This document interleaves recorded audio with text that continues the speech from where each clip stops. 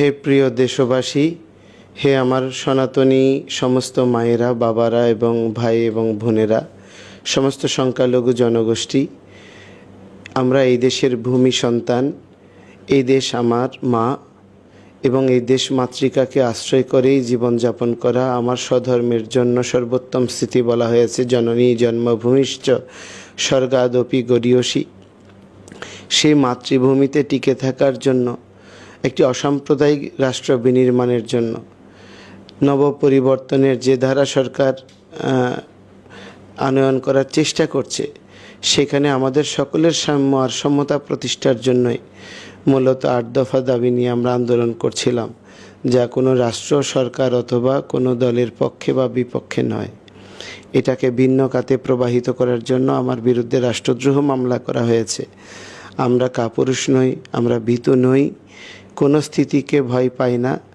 পরমেশ্বর ভগবান বলেছেন নরানাঞ্চ নরাধিপ। রাজাকে ভগবানের প্রতিনিধি বলা হয়েছে।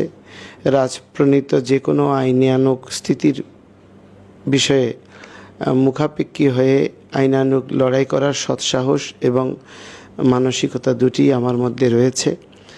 এবং আমি আশা করি আমাদের শ্রীপাদ লীলারাজ প্রভু সহ যে সমস্ত সনাতন নেতৃবৃন্দের বিরুদ্ধে মামলা করা হয়েছে, আমরা সকলেই সৎ সাহস, প্রজ্ঞা, আপনাদের সকলের ভালোবাসা, সহমর্মিতা নিয়ে আমরা ন্যায় এবং সত্যকে প্রতিষ্ঠা করতে সক্ষম হব।